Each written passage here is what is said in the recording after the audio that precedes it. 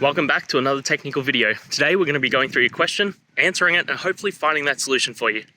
Guys, remember to stay just a little bit crazy like me, and hopefully you get to that resolution. Now, let's continue on to the video.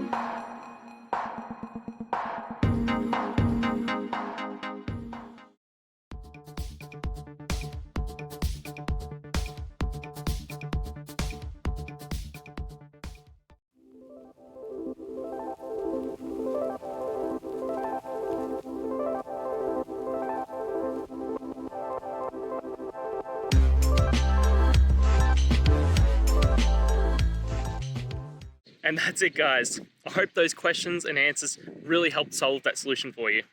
If it did, please hit subscribe. I'd really appreciate it. Now, until you need next technical video, I'll be here. Have a good one.